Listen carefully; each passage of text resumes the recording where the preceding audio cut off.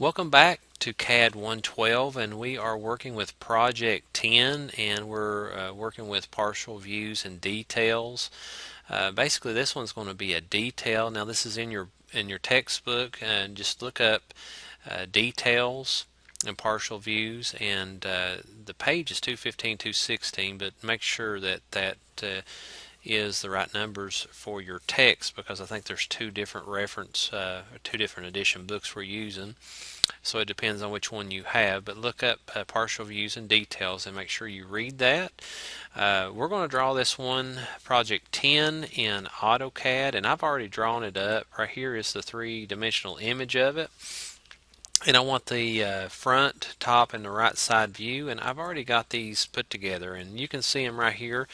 This would be what this image would look like in the top, front, and right side. I don't have the holes in it. It's the only thing that I'm missing. I didn't get those put in it. I wanted to show you about the detail views, and what you're going to do is when we put this on a sheet, and I don't have any layouts set up in here, but of course when you have your layouts put in here, got your borders, and of course you'd have your title box and all that stuff. When I go in and I want to put a layout in here, make sure you use your viewport layer, but I'll stick this in here.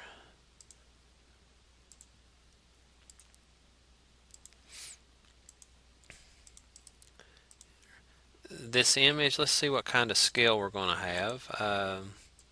Scale to fit, we're probably going to have to do a half scale, 1/2 scale, and it's still not going to fit correctly. It's still going to be a little bit small. So let's go to a 1/4 scale and see what that looks like.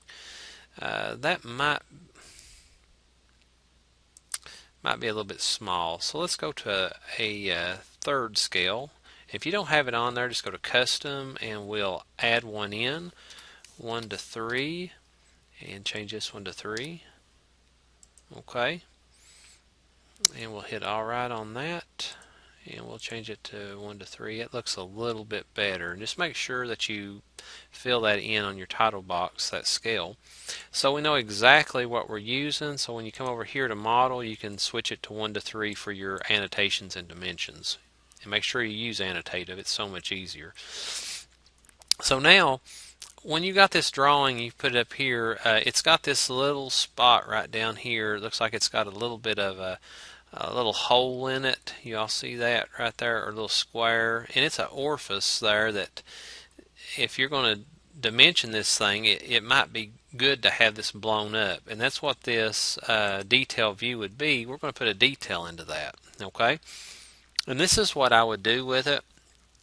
I would come over, and I'm just going to draw me a center radius around this, and find my midpoint, and I'll blow it up just a little bit, make it look like that. It's perfect. And we're going to make a detail. This is going to be our detail indicator, and I need some arrows, so I'll go up here and I'll grab me some arrows. And I don't have anything set, but I'll put this in annotative, and this is the easiest way to do this in my opinion, is to come up here and just grab yourself a dimension and then take and explode it. Just a quick easy trick. Grab your arrow, grab that, and just come down here, and I want to click on my nearest, and I just control right clicked when I do that, and I just take it and I rotate it around until I get it eyeballed in there pretty good. And we'll go get another one and do the same thing and put it on this other side. Let me see if I can rotate that a little bit better. This just doesn't look exactly what I want. That looks a little better. And then I'll do it again, and I'll just take and grab this one, and I'll do a mirror on it. Mirror, catch it right there. We'll get it about right in there. That didn't work out very good. Let me put a line there so it'd be easier to see. That looks like about right. And then I'll put a mirror and I'll use that line to go off of. And then I can take now and just rotate it. I could have done that earlier too. So just grab that, rotate it back up, find yourself a good spot. Or actually, I really need to move it just a little bit more over here. It's about right there. And then we'll mirror that across again.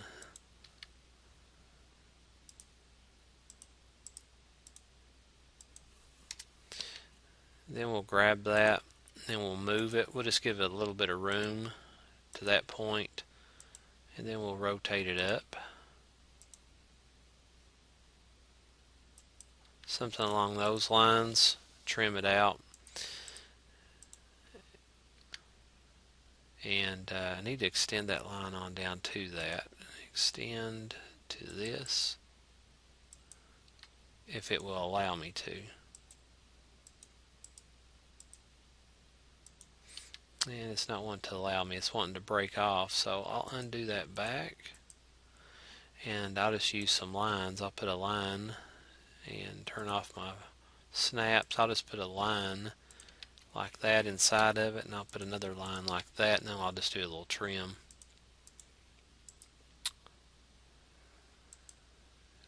Just like that, and it trimmed actually to those lines.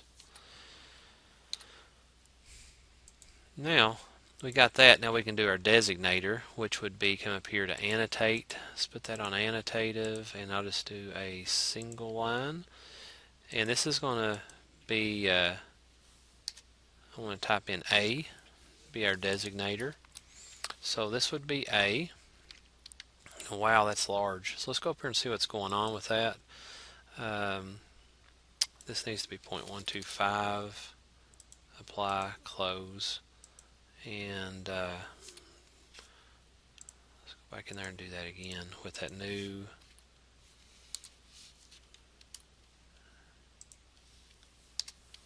That looks a little bit better. So I'll go in here and grab that, bring that up there, and there is A, detail of A.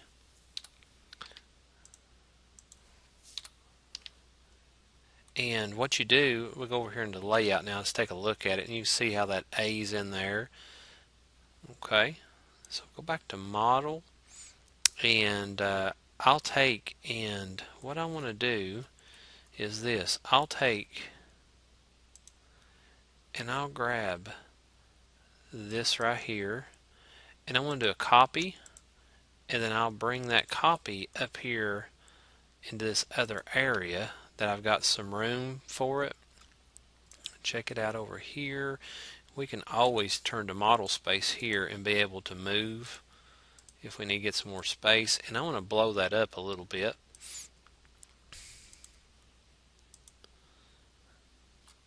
And now we're model, and I can go to scale, and let's say, and I'll put my center point right there, and let's say we want to make this thing 2 times its size, 2 times larger. It might be too big. That looks pretty good. And I'll show you what I'm talking about. We can actually take and move this a little bit up and away from what we're doing, and we're going to put some break lines in this. And what I'll do is I'll just put me a polyline, and you all remember the little short break lines.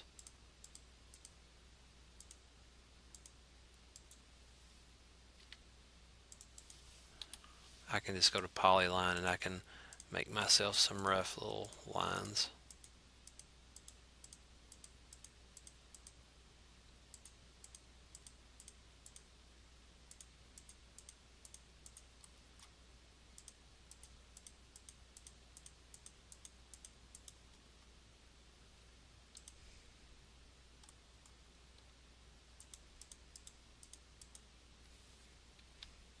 Alright, so now I want to trim some of that out. I'll trim that right there out, and I'll get rid of this. And just trim this part of it, trim this part, trim that part. Okay. And now we don't need this designator anymore. We need this, but we're going to delete this out. And we can go on around with you can do a circle to catch this and kind of bring this in. But I double click this and we'll call this section, make sure you're capped, section A,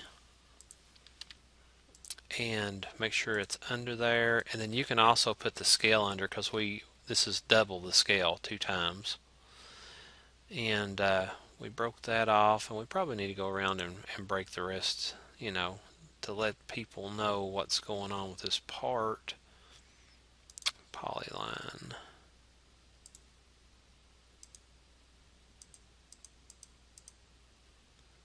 I'm just roughly just going to put some more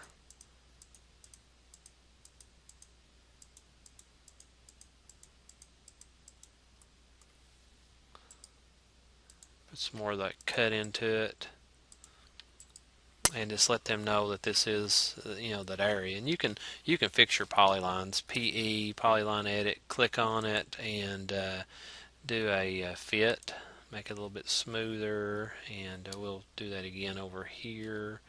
Polyline edit, do a fit on that, just kind of make it like that.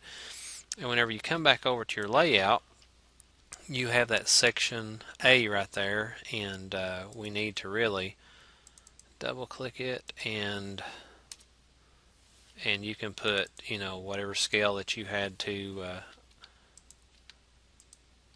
that was done with a single line annotation. So what I have to do is copy this,